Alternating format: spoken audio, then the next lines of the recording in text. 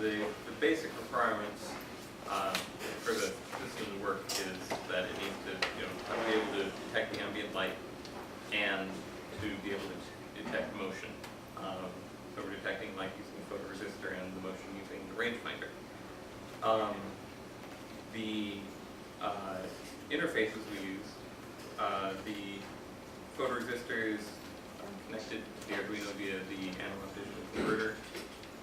The rangefinder is connected via USART, and the LCD screen, which I forgot to mention, tells you status of the light, whether the lights are on or off, and it's connected via digital pins. So, this is the block diagram for the system. The Arduino controls everything. It reads input from the photoresistor from the ADC, or using its ADC. It reads input from the rangefinder with its UART and outputs to the LED. It turns the LED on and off based on if it's dark and it detects movement. And it, like Ian was saying, outputs its current status to LCD screen. So, this is our hardware and stuff. I mean, it's not terribly complicated. The interesting part was in the software. We do our initialization of everything, and we have an infinite while loop, and it checks the voltage from the input from the analog digital converter, and then decides if the room is dark enough. Then it checks the rangefinder to see if it gets a different reading from the last time, and then decides if it got movement. And then if both of those conditions are set, then it turns on the light, and then waits for 10 seconds, and then checks everything again to see if there's still movement, it's still dark, etc., and keeps the light on if need be. Otherwise, it will shut off the light and update the LCD accordingly.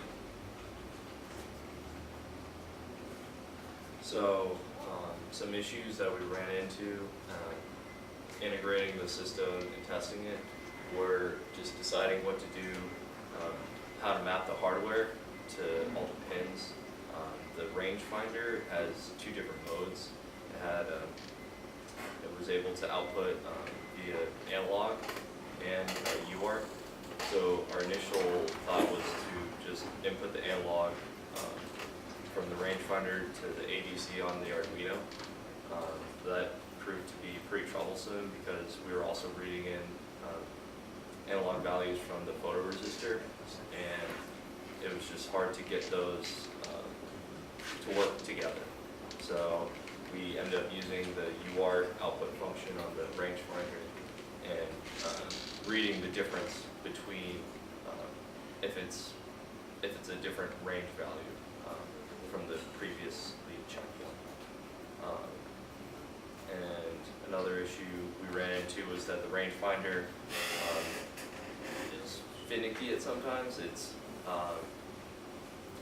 It's hard to get a stable reading. Like what we had issue with the ceilings is that like there's sometimes stuff in the way and it's not always a flat surface to read off of. So we were getting a lot of false positives. yeah. So get those couple issues that we ran into and that we fixed. We stabilized the input from the rangefinder by just taking a single reading, taking a pulse. It would send out a ultrasonic pulse, and we just used that single reading rather than taking a continuous reading. So, and then our final project has 295 lines of code, comes to just over. Okay, so.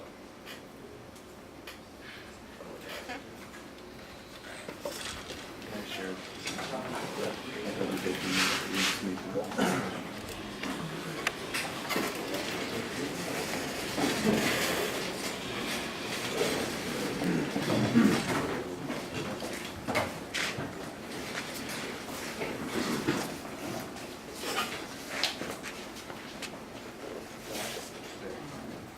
Here's the rangefinder, here's the photoresistor, buried in there.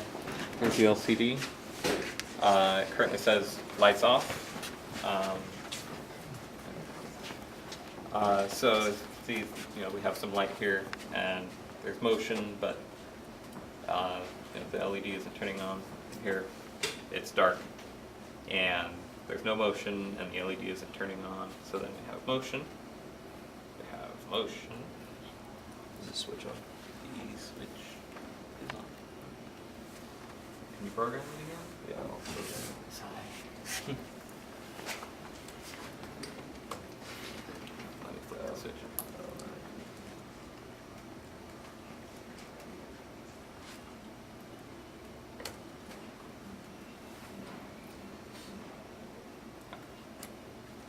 Alright, so now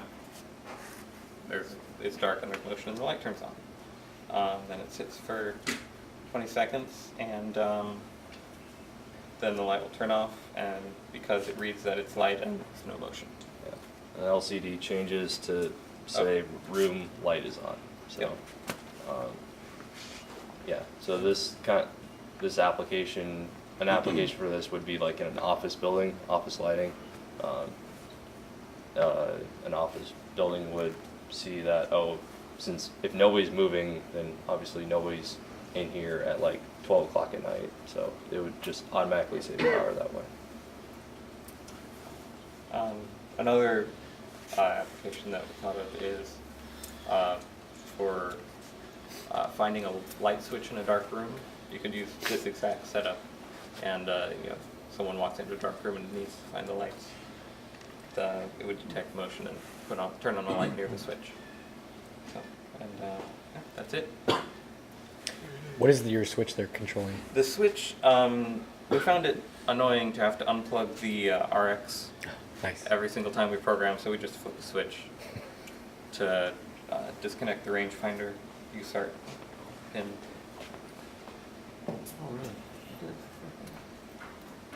Any other questions? So you could set timing and all sorts of other things. Yeah. Again, I mean, you could go on from here. Yeah. Right. Do lots of interesting things. Mm-hmm. You can also change the threshold for the lighting.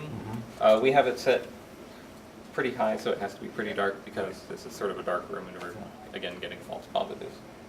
But yeah, you can change how long it stays on. You can change how long the amount of readings that the rangefinder takes. Yeah, it's pretty customizable. So on your rangefinder then, you had two different options, either the ADC or the UART. Yes. Mhm. So you tried the ADC, but then Yeah. fell back on the UART, so. The problem we had with the ADC is that when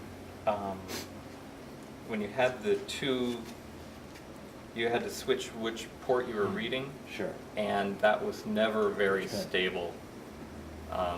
And Yeah. also, when you had one plugged in, it would pull up the other pin a little bit, and you'd sometimes get weird readings there. So You had some noise. So the 328P has these features where you can turn off things for the ADC, low noise.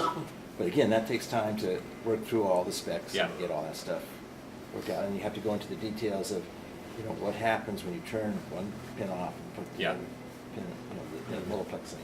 Mhm. So that takes time. Great. And with your rangefinder, you're pulling it, right? Yeah. How often are you pulling it? Just once every single time through the loop. And so we turn it on for about a few milliseconds, I think 30 milliseconds. That's the requirement, to start pulling. And you get one UART reading every 30 milliseconds? Yeah. Okay. Yeah. Um, That's plenty. Mhm. And- That answers my question. Okay. Anything else? Great. Okay. Oh.